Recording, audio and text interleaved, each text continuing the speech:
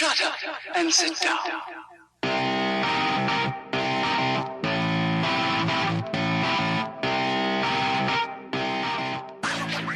I'm gonna pack my wife and kids. I'm gonna hit that western road. I'm gonna hit that Oregon Trail this coming fall.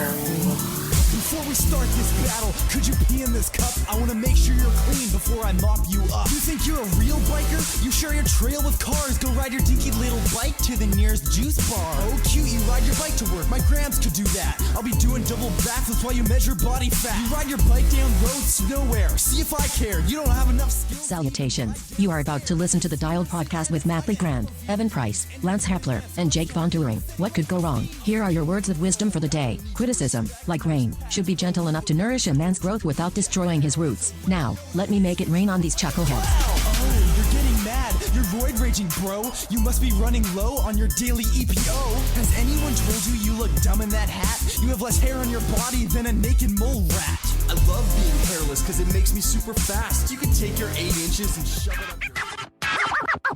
Oh, wait, you gonna fight me? You wanna fight? Come on. Wow! Come on!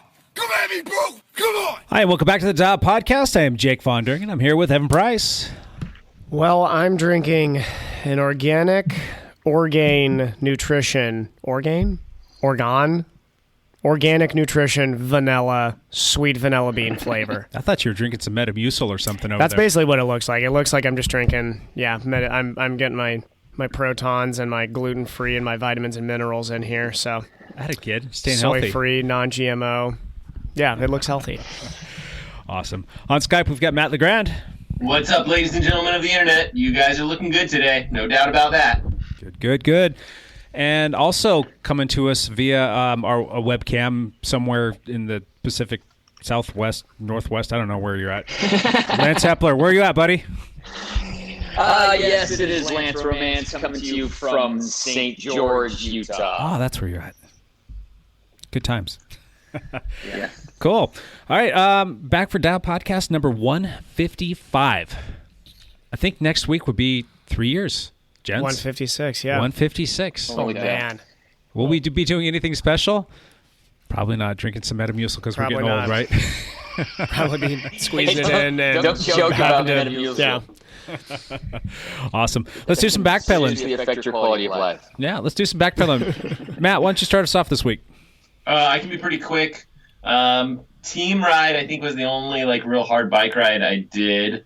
Went to see Evan's PT clinic to have him check on my ankle, and he said the peg leg is a go. Mm-hmm. That's a direct quote from him. The doctor was in the house. He was ready with a saw. It was rusty, but I was like, let's go for it. Let's do it. We had to compare notes. Very promising. Yeah. I Matt's did 2.5 original miles notes on Sunday of running with the peg leg. Well, it's not peg leg yet, but it'll get there soon enough. And not a ton of biking, really just Zwift. I should have gone out, and I thought about this. You know when we should have gone? We should have all done a team ride during the Super Bowl because A, a lot less traffic out there, and B, the weather was actually pretty reasonable during that first part of the Super Bowl. I think that would have been prime time biking, whatever. It was. And Tampa was killing them by that point, so we wouldn't have missed much. You wouldn't have missed much of a game, right? Right. So that's it, backpedaling. And swimming. I did some swimming. I did some race pace, hard swimming stuff on Saturday, which left me pretty wiped out. I'm swimming okay, not great, so. You're knocking out some pretty quick meter times, though, Matt. Was that those are quick meter times. They're fast. I just would have been probably 4 or 5 seconds faster last year, maybe. I don't know. It's hard to say. Yeah. Maybe at least a couple seconds faster. Good. Still moving well. Awesome. Evan, you want to backpedal? Yeah, mine will be pretty quick too, I think. Another week down, pretty much the same exact numbers. I have found a sweet spot of available training time in my schedule, and I'm just going to try and do that for as many weeks as I can now. How many hours is that? It's between 18 and 20 total, 18 to 19 with maybe a 20 if I have a little bit of time more in the week. A lot of quality in there. Just did a tough workout this morning right before this, so I am ready for a nap, which means I've only got 3-4 hours more of work, and then I can nap. But Yeah, it's the weather getting a little bit chillier outside is making the hard runs outside just feel a little bit harder. You see And the forecast for later this windier. week? Oh, it's gonna be snowing. It's gonna be terrible. It's Sweet. gonna be like in the 20s. There's a little fat bike behind you. Yeah. We need to take that thing out for a spin. We'll see. We'll see. I'm trying my best to stay indoors as much as possible right now. But yeah, outside of that, just clicking over, and there's a race that is supposed to be happening in the early parts of April in Texas. So that looks like the first race on the pro calendar that I'd even kind of be able to make. So that's on the schedule now. Will it happen? Who knows? But if it does, I will be there. So Cool. I just on Saturday got my second dose of the vaccine, so that's nice to get that out of the way and in the clear.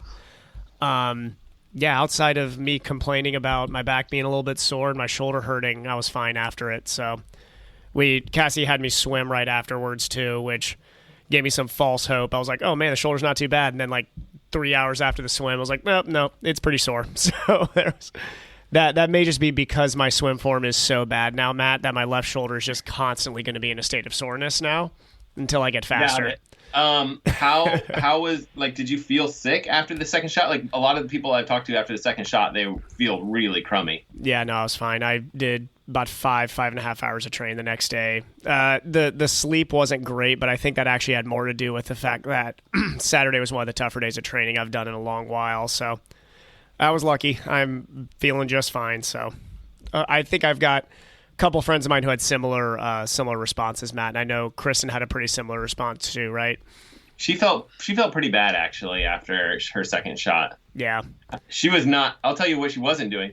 5 or 6 hours worth of training the next day. I actually felt a little crummier probably after the first one, to be honest. After the second one, I think I just expected to feel crummy, so maybe it was like a oversell, underperform. So What you said you were gonna give us your wattage for being on the trainer. Yeah, so Jake and Lance completely misunderstood that. Me and Jake were talking about first. So Lance, the race efforts doesn't matter though. I win. Oh, right? Matt smoked you guys. Yeah. So the Hold race on. efforts were the day before. Okay, so just out of curiosity, what was the average power on those race efforts for the 3 hours that you rode? So my goal is to hold about 295 to 300 for the 70.3 bike. So was that what about 80 minutes at 300 basically. Okay. All in aero the day before, and then jumped off and ran an hour at goal run pace, which is closer to 540, 545.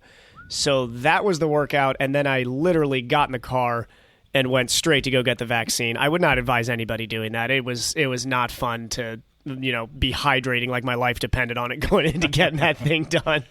But then the next day I sent out a message to Jake, Lance, and Matt saying, okay, next time we're all in the podcast together, whoever guesses my wattage closest on this 4-hour ride wins. And Matt comes out with a solid guess first. What was it, 137, Matt? Was that what I think 137. I just looked up the numbers right now. Which honestly, 20 minutes into the ride, I was like, "Ooh, Matt's gonna be really, really close on this one." And then Jake and Lance's guesses come in, and I think they thought I meant I was doing a 4-hour race effort. So the guesses came in like 260 and 290, I think, which I appreciate, Lance, that you think that my fatigued aerobic wattage is about 300 watts. I am not Filippo Ganna, though, so it was closer to the 150 mark. I think it was 147. Nice. Yeah, I guessed completely wrong. So Matt won himself a classic Pepsi. Oh, good. Yeah. Good luck finding that. Yeah. I'm sure it's gonna be easy. I'll search this year. By 2022, I'll find it for you. Hey, Mr. Lance, you want to backpedal? Sure. I've been out here in St. George and just loving it. The weather's been fantastic. I put in about 16 hours this week, and I kind of spread that amongst gravel riding and mountain biking and riding. So it's been a little bit of all of that. So a couple of the rides were phenomenal. The gravel ride I did was so much fun. There's this like 30-mile loop that they call the Turkey Farm Loop, because there's this beautiful rolling gravel road that goes kind of through the mountains. Any of it, though, is on rolls like an 11-mile climb. So, but I was having a great time on it, but my front derailleur quit working halfway on the ride. And so I was stuck in the small chain ring. And then I was descending this big climb in the small chain ring, and you get so much like chain slap when you're trying to descend in the small chain ring. And my chain sucked up into my frame, and I just completely destroyed my chain. That is pretty unfortunate. It looked like a ref picture. Yeah. Was that hike a bike situation, or did you have to call for support to come pick you up, or were you in range of cellular service? I kind of had cell service, and so I called my buddy and called in the rescue. And while I was waiting for him, I decided to see if I could fix it. And in the process of waiting for him, I was able to fix it. So I had a chain tool with me and a master link with me, and I took out the 3 links that were all completely tweaked. And I was able to put my chain back together with the master link, and I was good to go. So pretty much had to just stay out of the big ring and the big cog combination, so that you're not yanking the derailleur off. Correct. Yeah. But by that time, my buddy had got there, and then it would be rude if I didn't jump in the car with him. He just drove like 20 minutes to come find me, so I punted and went with him. So cool. When do you get home? I'm not sure. What day is today? Is it Monday? You've got the worst problems, my friend. You don't even know what day of the week it is. It's ride your bike day of the week. I'll probably leave tomorrow and head for home, and I might take a couple days to get home. There you go. Cool. So I guess we'll jump into my back pedal here. It's not much more exciting than everybody else's. We did the team Zwift ride and started that off with a little mechanical at the beginning. And I don't know if it was necessarily mechanical as much as it was a computer issue. I've been having some problems with Zwift where the everything's synced up and working just fine, but for whatever reason, my power numbers just freeze. So it will say that my watts are, I think it was about like 110 again, or 114 is one of those two numbers, but it doesn't matter how hard. You could be putting 1,000 watts down. It says you're going 114. Everybody just rides away from you. If you're putting 50 watts in, it's 114. Everybody rides away from you until you stop. This is the third time that I've dealt with that, and it only happens when we're doing the group ride, and it only happens when I'm the ride leader. I don't know if there's something to do with Zwift or whatever, but it's not my power meter because that works fine, and I don't have any issues with it. And it doesn't happen when I do my own solo ride, so I think it might have something to do with the meetup. But long story short, I had to stop. I had to restart the app and get everything going again. And then by the time I was back online, I was about to get 2.5 minutes behind everybody because, I have that happen all the time between stop and use the bathroom and these computer problems. So it was a 40 or 45 minute time trial just to catch the chase group. So that was my workout there, and then I got to ride with everybody in the rest of that group, or in that group for the rest of the ride, which was still fun. It was a good workout, just a different kind of a workout than I was hoping for. A few more Zwift rides, and then we did another team ride on Saturday, which was a lot of fun. And I'm gonna save the stuff that happened on that ride, other than it was a fun time and it was great for Ian's 60th birthday. Again, guy's not 60 years old. I swear he's 45. Rides like it anyhow. I'm going to save that for our hot seat today because that's a part of my hot seat question for this week. So anyway, that's about it for me. How about a little bit of this? Champ here. I'm all about having fun. Get a couple of cocktails in me, start a fire in someone's kitchen, maybe go to SeaWorld, take my pants off. Hey, Champ Bailey, you out there, buddy? Yeah, Champ is here. In southern Utah and enjoying some sunshine. So Lance sounds like he's inside a giant auditorium all by himself. He's in a stadium right now. I think he's in the Tampa Super Bowl stadium. Everybody's cleared out, and he is sitting right in the middle as it echoes. Well, I can hear my own voice echo about a second after me. It is not right. So it just goes with this ridiculous mustache. It's quite long. I need to do something about that. Okay. Anyway, in the world of cycling, there was basically no racing last week.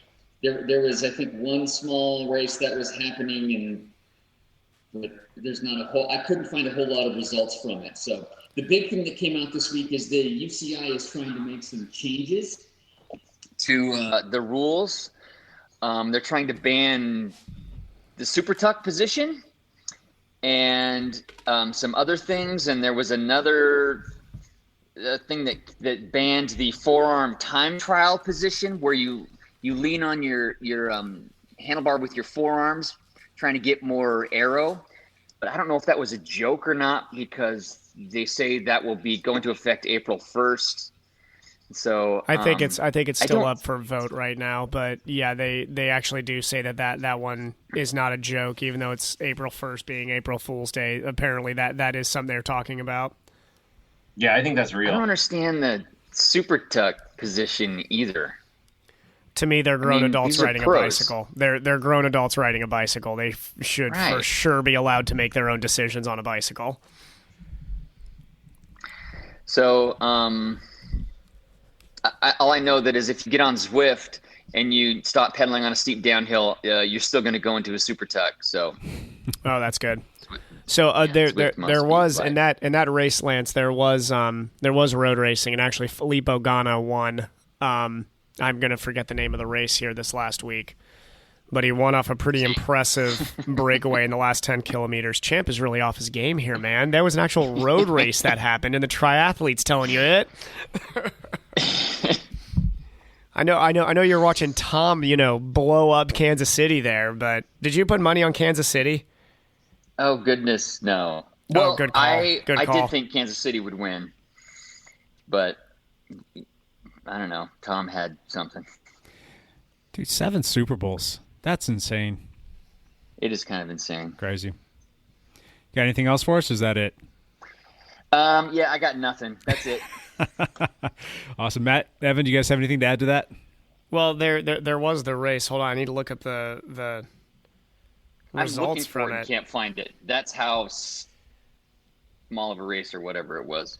I don't think there's been much in the triathlon or running world that I can think of. There was the Zwift Pro Tri Series came back on Zwift. Gosh. They're doing a bike, and it was just marred with a ton of technical difficulties.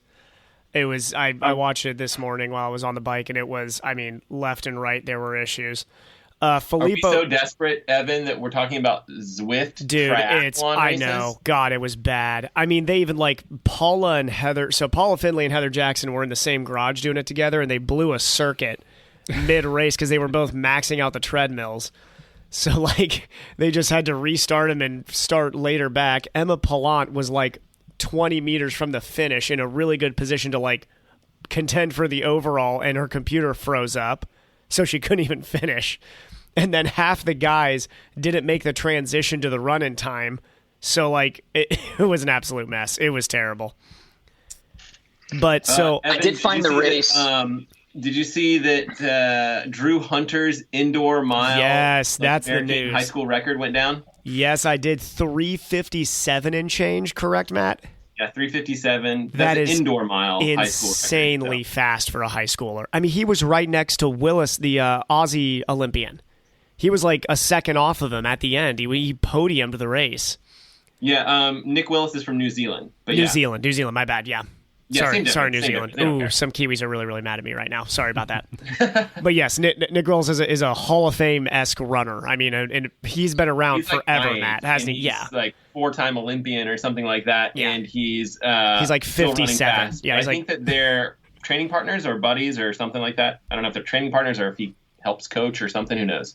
Well, whoever because the kid was he on your radar? Because he was completely out of my radar. No, I don't follow that stuff as closely as I should, but yeah, he put down some amazing. But yeah, Lance, I found the race too. Did you? It was stage 3 or 4 of a small one week tour. A 5-stage race called the Étoile des Bessèges. Yes, I'll give you $1 if you can say it the exact same way again. I cannot. But Filippo Ganna showed that he's really fast on a bicycle still. Yeah, he won the time trial, and he won the previous day's stage road race. That was the more amazing bit. Yeah. He was in the breakaway, and then he broke away from the breakaway group to solo to the finish. Yeah, he was on another level. I mean, he pulls away from this breakaway group. I saw the last 10K of it. I think it was 10K out or 8K out, a ways out. And I mean, he is laying it down, and everybody behind him is on the rivet, and they're all like, there's 8 guys in this break cycling through, all doing equal work. Two or three FDJ guys, and they could not bring him in. I mean, he was just pulling away, probably putting over. I would love to see the power profile from that. I'm sure he was north of 500 watts the entire last 10K. Cool. Matt, the guy's name is Hobbs Kessler from Ann Arbor. Yes. Is he from Ann Arbor? Yeah, Michigan teen, Hobbs Kessler. Michigan makes fast runners. Dude, they Kinda do. like I know. Portland area for some reason. Why are none of those kids from Ohio? It's barely north of Ohio. Right on. All right. Well, anything else, guys, for the lead out news? I've got 0 to add to that, by the way. You guys Can't Bailey out. Cool beans. All right. A little Patreon drawing, guys. Yeah. You got Hawaiian music for the Patreon drawing? We're supposed like to be in mid. Southern California for training camp about right now. We need to be, yeah. I'm It's dying for like some sunshine. 30 degrees and cloudy out here. Oh. Yeah, we had some Hawaiian music. I figured that would kind of suffice for us to do this. So we're going to do Next another will be even Patreon worse. drawing. We've got a sports belt from Aftershocks, kindly provided by Aftershocks. Oh. And to go along with that, because you need to be seen, this little Sierra Nevada red flashy taillight thing to put on your bike. Oh, is that from Carlos? Thank you, From Carlos. Carlos from Sierra Nevada. They hooked us up with that. So that's going to be our little drawing for this week. Let me stir this thing up. Evan, do you want to pull out a name? I'll grab it. All right. We got this. The people are watching on Let's YouTube see. right now, for those who are watching It's a live fair draw. And Rob Buck, who I just met for the first time, actually, I think it was Hold last on. week. No, there's no way. I think he snuck in here and he put his name in there like 15 times. I'm sorry, Rob, but your name was not supposed to be in there. Oh, really? Yeah, he's Okay. won like so many times. We're gonna do one more. Sorry, Rob. Oh, yeah. man. I don't. How if is it was that up he to me, wins Rob, every you'd single still week? win. If it's Rob Buck again, that's hilarious. Alan Wills? Alan Wills. Alan Wills. Hey, Alan, if you listen to this, Oh, shoot man, us- Jake's handwriting is awful. Sorry, No, Alan. it's not. You just can't read because you're blind, my friend. This is true. The E and I was questionable. So, Alan, if you're listening to this, shoot us an email. You can do Jake at Dialed Cycling, and I will get in touch with you, and we'll make sure that this gets to you. I don't think you're a local, so we will shoot it out to you in the old postal and go from there. Cool. So yeah, that's about it for the Patreon. If you yourself are interested in becoming a Patreon, you can go to dialpodcast.com, and there's the link right there on that homepage for Patreon. Go in there and choose something that works best for you. We'll put you in these drawings so that you can win some cool stuff, and you can help support the show, which is kind of fun. Moving forward, it's about that time for us to do a little bit of that hot seat stuff. So the hot seat's back, boys. You guys got something for me? Mm-hmm. Evan, you got one yet? Oh, I've got one. All right. Then One's mostly for Matt, but yes, another one's more cycling based. Gotcha. Well, start us off then, Evan. All right. This is, I mean, me and Matt talk about running enough on here. I feel like this is one that everybody can guess. I hope that Evans is like, I did this workout. It was 200. What's my Let's 100K? extrapolate that out to a 50K ultra run. No, that's too short, Matt. We need to extrapolate it out to 100K. Okay. 100K. Every single Friday morning, I have one track workout from the previous week that I will run by Matt, and our joke is that I phrase it as, okay, Matt, here are the numbers from this workout. What's going to be my 100K split as a result? Because you can definitely, that's a 1 + 1 = 2 equation, I'm pretty sure. And I always come up with a number for you. Oh, you do? Yeah, and it's always spot on, even though I'll never run that distance, but... Always spot on. You can take it to the bank. Take it to the bank with that one. So, how many high schoolers will go under 4 this year, indoor and outdoor, excluding Hobbs Kessler, starting now to the end of 2021? You know what your safe bet is? Zero. Zero. That's your Zero. safe bet. Kids are think that's getting safe fast, bet. though, Matt. The kids are getting fast. Yeah, but you don't. It's just there's just not a ton of kids that break 4. I'm going 0. Matt's saying 0. Lance? I'm betting you a Crystal Pepsi on that Oh, one. okay, good. A classic Pepsi. Yes. What do you got, Lance? I don't think more than one more might do it. So Lance will go 1. That's a firm 1. Lance? Firm. Yeah. Jake? Bob, what's the highest number? 1? I'm going to take 2, Bob. 2. I'm actually going 3, and that's not just me trying to top everybody. I am actually going to say 3. There are some very, very fast high schoolers right now who I think 3 through next year's indoor and 1 maybe outdoor this year. So I'm thinking 2 next year indoor, 1 outdoor this year. We'll go under 4. But you said by the end of 2021, there's not very many indoor races. Yeah, I'm hoping they nail it on. Year. I'm hoping they nail it on their first meet. Yeah. That's exhilarating stuff. It is, because the sub-4 barrier is massive. I mean, the fact that kid just broke Drew Hunter's record, I thought Drew Hunter's record was going to stand for a long time. Stay on target. We're too close. Stay on target. Whoa. You know what record's going to stay for a long time is Alan Webb's outdoor mile. Yes, it will. That's going to stay for a very long time. He Like set that over in... 351. He set that, that was the race's purpose. The entire purpose around that race was him doing that. Not true. But... Really? Well, Hashim El Barouj is like the dude. This was going to be the fastest mile on American soil ever. It probably was. Yeah. And I think Alan Webb got like 3rd or 4th in the race or something like that. So. Oh, I'm thinking of a completely different race then. Maybe you're thinking of the record that he set, the American record, when he set it in Europe. That's what I'm thinking of, was the small race in Eugene, Europe. on Hayward Field. He set the high school American record, which was the coolest thing to watch I've ever seen. This was on American soil. Got it. Because I was thinking of the European race. He went there and just blew, the entire race was him just time trialing. Yes, that was like a Wednesday night European race. That was crazy. that was a Wednesday night group track meet. Anyways. Did you say that you had a second part to this question? Or you have something that was more bike specific? No, I have another question, but go that's ahead. Basically it. Go ahead. What's that second question? How many? No, but we could dwell on the running stuff if you want to, Jake. Really? The running stuff to me is way more exciting right now because the UCI can't seem to put together anything exciting right now outside of banning the super tuck. And okay, I'll come with a new one that just popped in my head. What is the next thing after putting your hands on your forearms on your handlebars that will get banned by the UCI in 2021? Snot rockets. Oh, that's a good one. That's a really, really good. Yeah, that may be the top runner right there. Okay, Matt, what's the UCI going to ban next? Fenders. Nice. Lance? Support vehicles. I think the next thing they're going to ban is finish line celebrations taking your hands off the bar because they're just on a quest to ruin fun. So I think that is going to be the next one to go. Does Julian Alaphilippe beat Roglic in that, what was that, Flanders or something like that last year where he sat up to celebrate with his hands off the bar? Yeah. Do you think he wins? Was that Flanders or what was that? Best on... Probably. It was Liège. Was it Liège best? It might have been. I forget. Whatever that race was. Yeah. He put his hands up there, celebrates Roglic for the win. Yep. Yep. All right, cool. Are you done with your question? Somebody else go. Yeah. I've got a couple more, but I can't use them all right now. Hepler, go. Okay, so do you guys super tuck? No, absolutely not. I don't get paid enough for that.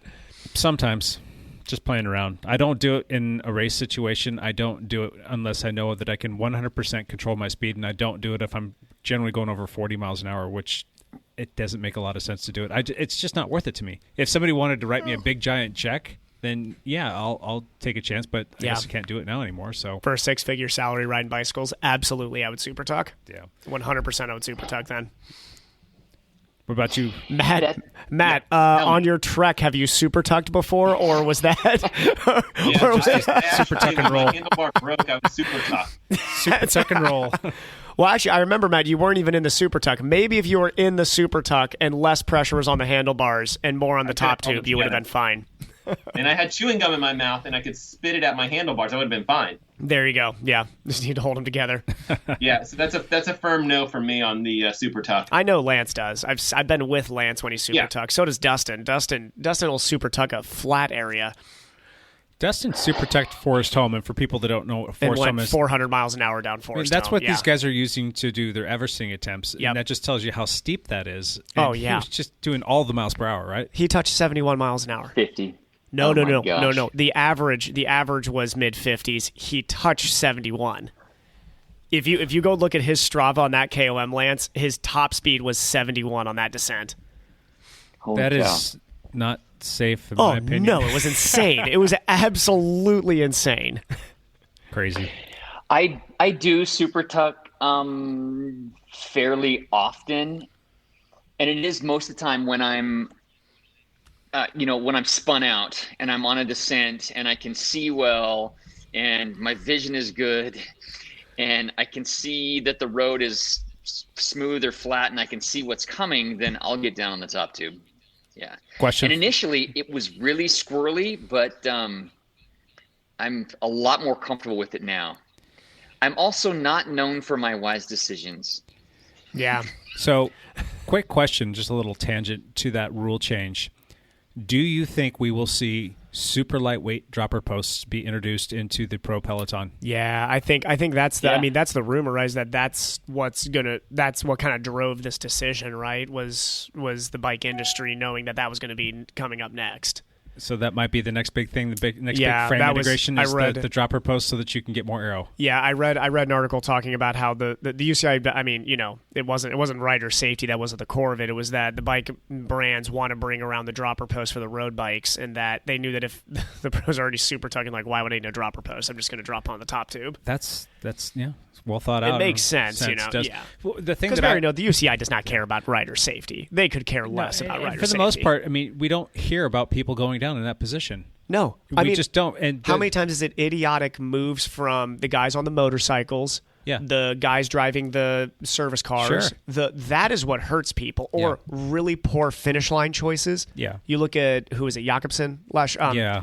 I mean, you look at that. Yes, that was a bad, terrible decision, but that also was set up by the way that finish was designed, which Sure. was a chicading downhill sprint to a narrowed finish. Sure. I mean, that's, yeah. So the problem that I have with the super tuck is you get a lot of these young people, or just people in general that are novice. Yeah. They're like, oh, I saw this guy do it on this big race. I'm going to Yeah. do it. The next thing you know, the guy's like pushing up daisies. I mean, literally, that's Yeah. a super dangerous thing to be doing at that kind It of is. speed and getting hurt because you're watching that. That's what I have a problem with. And there's just Yeah. not enough bike handling skills for a lot of people to go out there and be trying that. No, not at all. So But yeah, still, I think if you're getting paid to ride bicycles, the UCI shouldn't. They're going down a slippery slope right now of controlling how somebody can ride the bicycle. I mean, why are you banning forearms on the top tube when a guy solo TTing out there is really the only guy trying to do that? yeah, I don't know. Yeah, I mean, if you're in a breakaway, that's really the only time you see somebody do that consistently. Did they at least negotiate back the right to wear socks over 9 inches? No, that's a firm no. I think that's just a rider fashion thing, and the UCI will never budge on rider fashion. Awesome. So, did everybody answer this question? Was it the super tuck? I forget where we're at. Were you the one that asked the question, Lance? I'm doing a terrible Yeah, that job. was me. I've got too many things on my plate here. Do I do the super tuck? Very seldom. Do I want to see people doing it? I don't know. Yeah, I'm not a Dropper posts and road bikes. There you go. That's the wave of the future. It probably is. I do have a dropper post on my gravel bike, and I did that for a reason, because big long descents on your gravel bike, that happens quite often in gravel races, and I would super tuck on my gravel bike, which is a terrible idea because you're all you're doing is spotting obstacles in the road. You're spotting rocks, dips, soft spots in the gravel, Washboards. and so washboards. But with the dropper post, I can drop that down. It's not as aero as the super tuck position, but you're way more in control. Gotcha. Cool. Hey, Matt, you got a hot seat question for us? I got a hot seat question. Are you guys ready for this? You feeling nervous? I think so. Let's do it, Matt. I think Jake and I are going to have all the same answers on this one. I think Lance isn't going to have a good answer. I think Evan will have some really cool, surprising something. Lance is not going to have a good answer to that. Okay, Set up here's the Lance for question. failure here. I'm working on a video talking about like hidden gem YouTube channels, like channels that we haven't heard about yet. So what do you I've have got one. for me? Evan Price. Go my first. God! What's a YouTube channel that I should be watching? I should check out. This is but I've never my heard jam of right here. as of yet. Yeah. So Morgan McDonald, who is now we're going back to running for a second, but Morgan McDonald is a legit former Wisconsin University now pro runner who was NCAA champion, and he just made a YouTube channel recently, and he is hilarious. He is a personality. He's funny. I think a lot of people were hoping he was going to make a YouTube channel. In the running world right now, there's a couple that are really, really big ones. The Athlete Special is kind of your biggest one from that area, age range. Seth MacFarlane? No. Seth. If you just type in Seth running YouTube channel, he'll be the one who comes up. Seth James Demore. Thank you, Seth James Demore, who used to run at University of Colorado. Absolutely awesome channel. I think McDonald was Wisconsin, right? Yes. And now for the Tri World, I've got a sneaky one for you, Matt. Ari Clow. ARI Clow. We've already talked about him. We have, and his channel is growing. He's a cool story. He ran for UVA, Virginia, yes, he did, I think. and he was legit. He was very, very, very fast at UVA, and he is legit miler. He's a very good cyclist too. He's already become a very strong cyclist. He can't swim to save his life, so I wonder if he'll go draft legal. I mean, I guess he can't, right? Because if he can't swim, he can't swim. That's going to be his problem. I hope that he just gets a tri bike and tries to go half iron distance. Yeah. But yeah, it'd be tough for him. But still, he's a miler. A half marathon's a big ask. I mean, It is. And then on the cycling side of things, I really like. So everybody knows Vegan Cyclist. Vegan Cyclist right now is racing with a guy named Chaz Turman. Chaz is, no lie, one of the fastest American cyclists right now. He is going to be picked up by a Continental team this year, I think. He was second in the GC at the Gainesville road race this last weekend, or Omnium this last weekend. He is a big time performer. I mean, this guy is. If you're looking for a really cool cycling channel that just nerds out on data and speed and watt numbers, look up Chaz Turman. Vegan Cyclist, in my opinion, is the better all round channel because he makes cool stories. He does great content. And you get to watch him eat a bunch of vegetables, I guess. So, yeah. I mean, he couldn't have dwell on the vegan side of stuff that much. So no, he does not at all. He's a really cool guy. I like. His name is Tyler Pierce, and I think he's a really, really cool guy. But yeah, Chaz Turman on his team is the guy who VC works for in races, and is just amazingly fast. And outside of that, Sam Long has a channel now for triathlon, and it is cool. It is. I mean, it's Sam Long. He's a hilarious person to watch for any extended period of time. The guy that he's working with that edits those videos and films them is actually really good. So, yeah, who's doing his stuff? I know he keeps on pointing him out. I can't remember his name, but he's some guy in Boulder. I know. I feel bad. I do remember that he's got somebody doing. But his it's videos. Quality, right? Like someone's doing the editing and the filming, and someone that knows what they're doing is doing it. So it's good. It is. My hope is that the next guy to come out with a channel, I hope Morgan Pearson comes out with a channel here soon. Morgan's just focused fully on training. I don't think that he would put much time into it, but if he could get a Talbot to come out and do his videos for him, I think that'd be really cool. The problem with that is even for Sam Long, it doesn't make sense to be paying someone, I'm sure, significant amount of money to be doing it if you don't have, Lionel Sanders type following. So, yeah, or like a Gatorade sponsorship. Yeah. Or sponsorship where you can afford to do it. So I mean, theoretically, I don't know what Sam Long is paying his friend, but he's probably losing money on that YouTube channel, and not a small amount of money, but a good amount of money. So yeah. I'm sure his friend is doing it for free, but it's that's not going to last. So. No, I don't think so. Cool. Yeah. But yeah, those are the channels I'm listening to now. See, I told you Evan would have a good answer. He does. Mm-hmm. How about you, Hep? Well, you aren't going to be interested in the ones that I like. Actually, I think it'd be good. He's right. We weren't interested in him. Yeah. You broke up there, Lance, again. One more time. All right, can you hear me now? Oh, I hear you much better now. All right. They're mountain bike related channels. There's two guys that I think are fantastic, and I watch a lot of mountain bike YouTube videos because I'm looking for places to ride and I'm trying to improve skills. And you can actually improve your skills on a mountain bike quite a bit just by watching better people ride. And so one guy I follow is Nate Hills. He's super popular. He's got like 200,000 subscribers. Wow. And he descends. It's unreal. I can't even imagine how he does it. So he's fun to watch. I think I've seen this guy's channel because he sometimes talks about GoPro stuff. Yeah. And I think we talked about something. I don't remember what it was. It was something GoPro related or whatever. Huh. Yeah, he's pretty solid. Cool. The other channel is a guy, I don't even know his name, but his channel is called BKXC. And he's just like a middle-aged guy that travels around the West Coast and finds trails, and his skills aren't fantastic, but he's like me. He finds trails and he tries to ride them and he tries to get better and he crashes and he feels like an idiot and he wipes the blood off his knee and then he just keeps riding, and so I've followed him and watched a lot of his videos. You know who needs a YouTube channel is your nephew. Quinn Ficklin? Yes. Lance shows me this video of his nephew. He's riding some trail. Where was he at? Somewhere in Utah? He was in Park City, I think.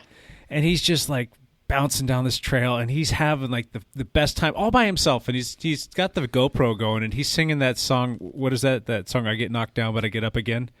Chumbawamba? Something like that. And he's belting it out like at the top of his lungs and he's going down stuff, and all of a sudden he catches a bad line. It's like bang, bang, boom, bang, bang, bang. And he goes like rolling down this hill a little bit and then he just like jumps right back up and he's still singing the song, which was hilarious. And like he gets back on his bike and his bars are turned like 90 degrees in the wrong direction, and it was just, I don't know, it was hilarious. And then he just started rolling again as soon as he straightened the bars out. I don't know, it was pretty funny. So it was funny. Cool. Evan, are you all right, folks, I'm out. Evan's got to go work with the population of people, so we'll see you, bud. Cool. That's a good one. See you, Evan.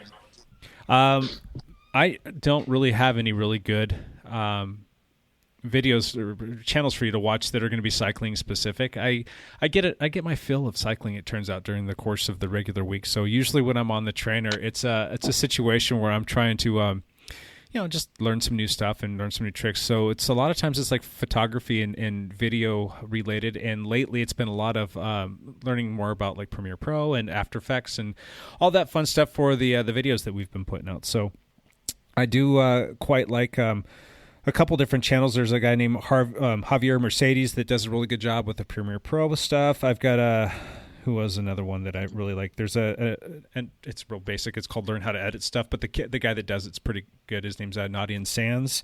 That's a good one. Mark Denny does a really good job with a lot of landscape photography, so that's really fun. And probably like my favorite right now is anything by Gerald and Dunn. He that guy is just sharp. He's witty. He's funny, and he just built a new studio, so it's been kind of fun watching him go through all the iterations of that. And everybody's listening to this groaning and droning that they don't really care about that, so I'm going to move on. That's good. Actually, there's except for Gerald and Dunn, I didn't know either of those people. So good. I'll have to go back and take notes. Yeah, it's fun stuff. Yeah, what were you gonna say, Lance? There is a question that came in on the live stream. Oh, go for it. This came from Sean Twing. He said, "Curious if any of you have seen the new Chris Froome video on his YouTube channel." And he talks about his factor bike and the disc brakes. I saw a comment, I don't know where it was, about him not liking disc brakes and that he would be more happy to be on rim brakes, something to that effect. And then I kind of just like, I see where the comments are going on this one about his accident. Like, should have had some disc brakes to begin with. But have you guys watched that at all? I haven't seen it. All I saw, there was an article on Velo News about Chris Froome and whether he's not quite sold on disc brakes yet. All I saw was the headline. I didn't read it yet. Huh. Well, so I guess to answer your question, Sean, no, we have not seen that. So I'll have to check that out and see what that's all about. I just got the sense that he's not too keen on that, but it'll just be a little bit of a learning curve. What percentage of the Pro Peloton do you think is going to be on disc brakes going into 2021? Do you guys have a thought on that? I think it's like if there's 21 teams going to be in the Tour de France, like 19 of them are on disc brakes. Wow. Or they were last year. I'd imagine that's probably going to be even more this year, if I'm not mistaken. But yeah, I was going to guess like all of them, but we know that there's one or two teams that won't. So yeah, cool. All right, I guess it's my turn for a little hot seat question. Yeah. Oh yeah.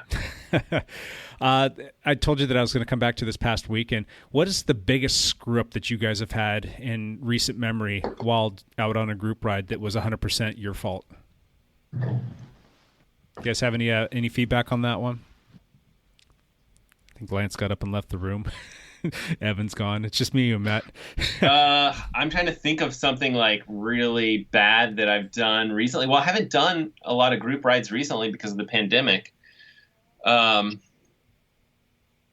But like there's always like that, you're talking or if you were in a really large group and you're talking and you cut someone off that's behind you, you feel, even though, yeah, technically your front wheel is ahead of theirs, but there's still that like, hey, I shouldn't have come in or moved out or whichever way it was, and you really want to make sure that all of your moves are clear and expected from anyone behind you. So I've definitely fallen to that one many times. How about you? So basically on this ride this past weekend, I have been in dire need to switch out my rear tire, and I had a new tire that was sitting on my workbench at the lab here, and I forgot to take it home with me to put it on my wheel this past weekend. I'm like, I'll be fine. Wheel's still holding air, all that good stuff, but I knew better. I'm like, I should have changed that. I should have at least put a little bit of sealant in there, because I know I haven't put sealant in the thing in like 7 or 8, 9 months, something like that. It's been a long period of time. So, we get out on the ride, and I managed to pick up a nice little chunk of glass that really went through the tire pretty well. I mean, it was a good size, and it immediately caused me to go flat, and not even, I think maybe like 2 drops of mist of sealant came out, and it was just me riding on the rim. So that was problem number 1. So it's cold, it's low 40s, and it's like light drizzle that started to kick on a little bit later in the day, but it was not a pleasant day. I just thought to myself, well, I got to tear the tire off. I got to put a tube in there because I didn't have any sealant, and it's not going to seal itself. So get all the crap out of the tire, including the glass. Go to take out the valve stem, and lo and behold, the nut on the valve stem is completely like adhered to the actual valve itself. So the threads were not loosening up. We tried with all of our might. I tried like MacGyvering. I tried doing everything that I possibly could, and the thing just wouldn't come off. So thankfully, Nate Scott was with us, and his dad happened to live like 10 minutes away or something like that, and his dad was home, and he brought us a pair of pliers, and I was able to get it off, and finally got everything swapped out, put the new tube in, and we went off and started riding again. Probably 20 minutes later, I was flat again, and it wasn't because I forgot to take something out. It was I went to like a little landmine of like little wires, and 3 of them were stuck in there like little porcupines and flatted me again. So for me, it was just like a knucklehead thing. I knew better. I know that I should probably carry extra CO2, so I had to borrow CO2 from everybody or from somebody. I only had 1 tube. I didn't put sealant in there. I should have changed my tire. I should have done a bunch of things, and I screwed up a ride, or at least caused us to have to sit around for probably about a half an hour total because of my negligence. So that was my big oops. How about you guys? How about you, Lance? Do you have any knucklehead things that you've done on a ride in recent? Oh, yeah. How many do you want to hear about? Because there's one at least every week. Share with us. I told this story a couple weeks ago, but it was similar to yours, Jake. I was on my road bike, and I hadn't refilled sealant, and I flatted 8 miles from home, and I had one CO2 with me, blew it trying to reinflate, and then I realized I needed a tube, and then the tube wouldn't reinflate because I didn't have anything else to reinflate it with, and I ended up riding all the way home on my rim. Yeah. That story went through my head while we were sitting on the side of the road. I'm like, I just listened to Lance tell the story, and it went through my head of, you know what, I should probably get that tire on there, or at least put some sealant in there, because the tire, it's not showing threads just yet, but it's getting low. It's just at the end of its life. And I had taken the time to switch the front tire out. I just didn't have time to get the back one done before we were going on a ride. And here I am riding these mismatched tires. Yeah, I'm an idiot. So, you got any other good stories? The other thing that I screw up Go ahead. quite often is I have a Camelback chase vest that I wear when I mountain bike or when I gravel ride. And I always forget to take out the gravel tube and put in a mountain bike tube. Oh.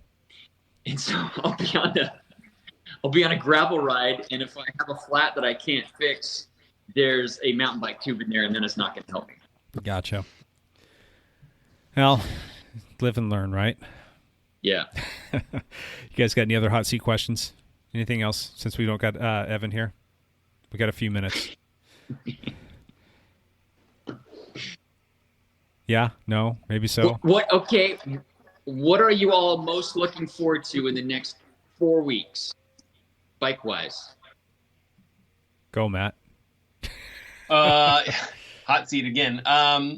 Next 4 weeks, I'm looking forward to.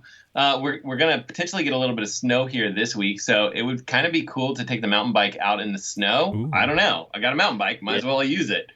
And then after that, I'm hoping for, like one nice, decent day to go get some sort of decent mileage outside, like even if it's just like a flat 50 miler or something like that, it'd be nice to get outside. Lance, can I ask you to extend that to 5 weeks so I can answer your question? Oh. Okay. I'm looking forward to the time change. I really am. I hate this time of the year. I hate the short time in the afternoon where you can't get outside and ride. So I'm usually at the lab until about 5 o'clock, and I get home and it's not going to be light for much longer. And there's times of the year where it's dark at 4:30, so I'm leaving here and it's dark. So I want to be able to ride outside, and not only do I want to be able to ride outside, I want to ride with our team. So we will kick off our Wednesday night rides again outside, and we'll go beat each other up and chase down some stop ahead, stop up signs. And that's what I'm really looking forward to the most. How about you, Lance? Well, there's a couple of races potentially on the calendar, not road races, because we're still not in a place in the Portland area where we could do any type of mass start road race.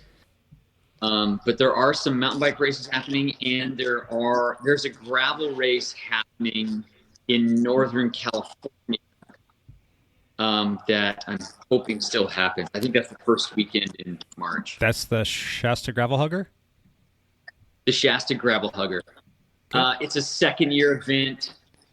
Last year, they had a weird weather weekend, and it snowed during the race. And so they had quite a big DNF rate. Yeah, and it was right before the pandemic hit and things kind of shut down. So it was one of the only few races that happened last year on our local calendar. Gotcha. And so we're hoping that it's better this year. And we do have a road race coming up in May, though, a mass start up there in northern Washington area. It's like, was it southwest of Tacoma, if I'm not mistaken, the Vance Creek Road Race that's being put on by WSBA and the promoters up there. Yeah. Do you think you'll get up there to do that if there's still some spots open to register? I'm hoping to. Gotcha. It's an open weekend for me, so I'm hoping to do that. Yeah, we all got called out by Ian Gibson and Chris Surratt this weekend. They put us on notice to get registered for that. So if my shoulder's filling up to it, I'll give it a go. It's 66 miles, if I'm not mistaken. Yeah, and it's a 40-plus race, so not a 50-plus race. So I get to race with you, Jake. Yes, you do. It's an open cat race, too, if I'm not mistaken. But it's limited to a field size of 30 for our field? Yeah. Yeah. That could be interesting. Right on. Matt, Yeah. did you have any second? You want to come in for seconds on the hot seat questions? No, I don't have, a whole bunch of stuff, hot seat wise. Yeah, you guys, I'm talking a lot about heart rate monitors on my YouTube channel. Do you guys wear a chest strap when you go for a ride? I can't remember. I probably asked you this before. Almost every time. Yeah, Yes. me every time. Yeah, and I only say almost is because there's that rare time where I'll forget to put it on because I'm in a hurry. So Yeah. And you guys both use the Garmin chest straps, right? I do. Yes. How's that coming along in your review process? Are you getting? Yeah, that thing's great. It's nice. I have a video coming out that's like some cheap alternatives for like $30 that are very accurate. So, and then I'll have another video. Maybe I'll just spread it out a little bit so that it's not like so much heart rate stuff on my channel. But that one will be like the high-end heart rate monitors. Like, how do you distinguish between those? And I've got the Garmin one, I've got one from Wahoo, and I've got the high-end one from Polar. And so those are like the three big, I think, high-end heart rate monitors. So it'll be good. Gotcha. Hey, speaking of YouTube, I haven't had a chance to watch it, but I think I saw that you were a guest on somebody's channel. Matt, what was Yes. that all about? Yeah, this guy named Dave Dillon, he does a lot of ultra running, but he also talks a ton about watches and stuff like that. And he's kind of same kind of content as like DC Rainmaker or something like that, a lot of sports tech. Okay. And we're kind of buddies. And so we talked, and we're like, all right, we're just going to talk for an hour. And we talked for like 2 hours. Oh, geez. Because, it's like you don't get the chance to chat with people very often. And all of a sudden, we're on this call. And then he takes the whole video and he rolls it into a podcast. So if you guys want to listen to that, you can look up Chase the Summit and Chase the Summit podcast or Chase the Summit YouTube video. And I should be in either of those locations. But we just totally like geek out about sports tech stuff like watches and things like that we think are coming down the pipeline. Like people were asking us a question that were in the live stream. And then other stuff too, like we talk about YouTube stuff and cameras. Like he's a total camera nerd. He would totally fit in with you and I, Jake, where it's just like, oh yeah, we'll talk about the Sony Alpha 1 or just stupid stuff. And the Sony Alpha it's 1. pretty fun. Don't get me started. I know. I'm like, oh, Jake needs to buy that so that I can we need play with it. We need to crowdsource $6,000 so we can get that camera. Yep. Awesome. Just out of curiosity, where's he based out of? He's like the Boston area. Okay. And he has a bit of a bigger following. He has like 25,000 subscribers or something like that. Good. Did you pick up some new subs from that? No. Well, yeah, probably. I mean, you don't see like a huge spike or anything like that. But I probably did pick up some. It's hard to say, because people are streaming in, and you don't exactly know who's coming from where. But I bet you that, 10 people or so hopped on. Cool. Well, that will live on YouTube forever, so I'm sure people will watch it and they'll be intrigued by it and they'll want to know more about this Matt LeGrand guy. And then next thing you know, maybe. And then there's a choice. They have to make the singer Matt LeGrand or, the YouTuber. Tough choice. Awesome. Lance, any other questions? I don't have any other questions. Cool. I don't really have much else to offer. I do have a few guests in the queue coming up.